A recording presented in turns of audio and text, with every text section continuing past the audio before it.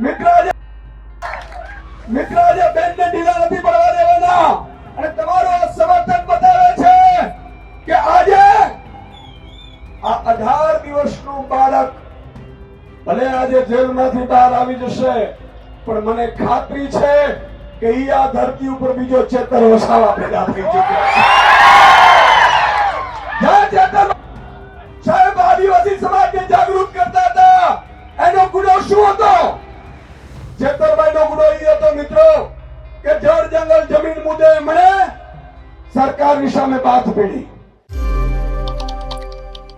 આમ આદમી પાર્ટીના ડેડિયાપાડાના ધારાસભ્ય ચૈતર વસાવા કે જે હાલ જેલમાં બંધ છે તેમના સમર્થનમાં ડેડિયાપાડામાં આજે એક વિશાળ સામાજિક જન સમર્થન સભા યોજાઈ અને આખા ગુજરાતે જોયું કે કઈ રીતે આદિવાસી સમાજ જ્યારે એક વખત સંગઠિત થાય છે તો પછી ભલભલા સરકાર જે છે એ સરકારના નેતાઓ પણ ફફડી શકે છે, પરંતુ આ સામાજિક જન સમર્થન સભા જ્યારે યોજાઈ ત્યારે હજારોની જનમેદની વચ્ચે ચૈતર વસાવાના ધર્મપત્ની વર્ષા વસાવાના મનમાં શું વિચારો હતા અને એક ક્ષણ એવી પણ હતી કે જ્યારે વર્ષા વસાવા એ કોઈ ચિંતાને લઈને ભાવુક થઈ ગયા હતા। આખરે શું હતું તેનું કારણ જાણીશું આ વિડીયોમાં। નમસ્કાર, નિર્ભય ન્યૂઝમાં આપની સાથે હું મયુરી।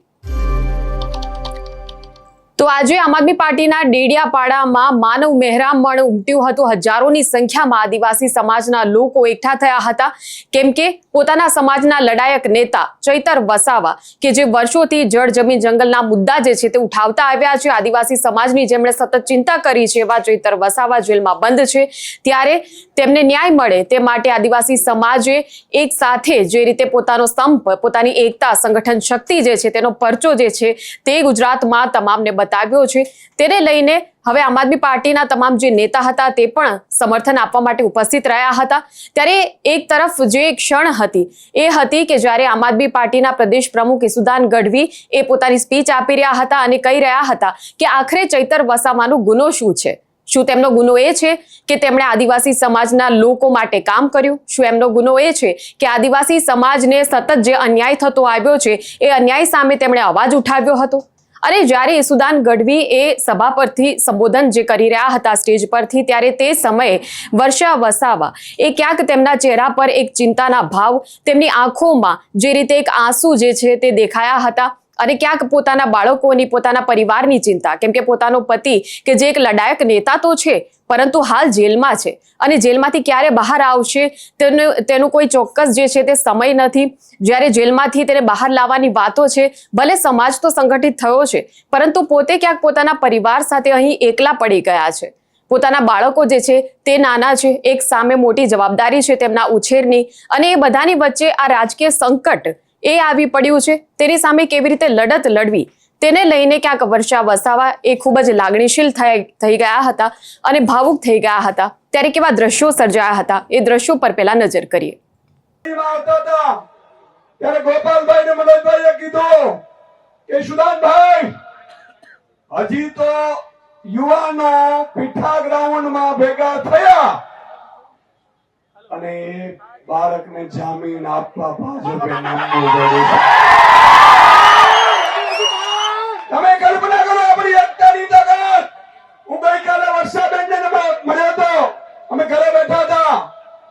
વર્ષાબેનને કીધું, વર્ષાબેન મોડા તો નથી પડ્યા કારણ કે તમારા ઉપર આખું આજે વજન આવી પડ્યું છે। ચેતરભાઈને જેલમાં નાખ્યા, એમના પરિવારને જેલમાં નાખ્યા। વર્ષાબેનને કીધું કે તમારે ચિંતા કરવાની જરૂર નથી, એક એક આમ આદમીનો સૈનિક એક ભાઈ તરીકે તમારી સાથે ઉભો છે।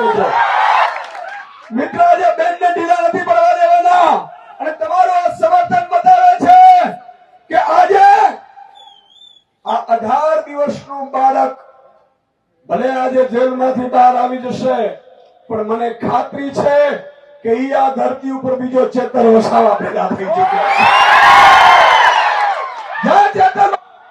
સાહેબ આદિવાસી સમાજને જાગૃત કરતા હતા એનો ગુનો શું હતો? ચેતરભાઈ નો ગુનો એ હતો મિત્રો કે જળ જંગલ જમીન મુદ્દે એમણે સરકારની સામે બાથ પીડી।